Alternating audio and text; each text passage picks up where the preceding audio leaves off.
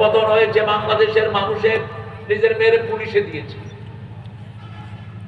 নিজের মেয়ে সে বিদেশে পাঠিয়েছে, স্বামী বাংলাদেশে, মহিলা বিদেশে। আছে না ভাই? আপনি দায়ুস, আপনি জান্নাতে যেতে পারবেন না।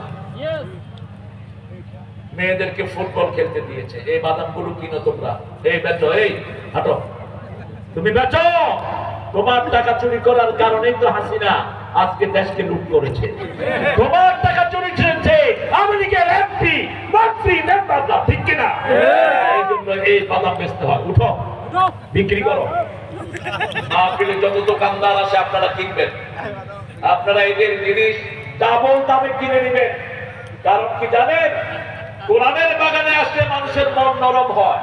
যেমন জুমার দিন মসজিদের সামনে ভিক্ষুক বেশি না কম? কেন?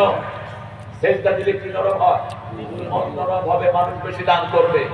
এরা সামান্য জীবিকা নির্বাহের জন্য দেখেন বাদাম নিয়ে ঘুরতেছে, এদেরকে ধমক দেয়। আর যারা হাজার কোটি টাকা চুরি করেছে তাদের ধরা ছোঁয়া বাহিরে। শুধু ইসলামী ব্যাংক থেকে ৮৬,০০০ কোটি টাকা লুট হয়ে গেছে। কিভাবে দেশ চলবে? আমরা একজনের পর তাওয়াক্কুল করি। তিনটা আমল যারা করবে রাসূল বলেছেন তারা সবাই বিনা হিসাবে জান্নাতি।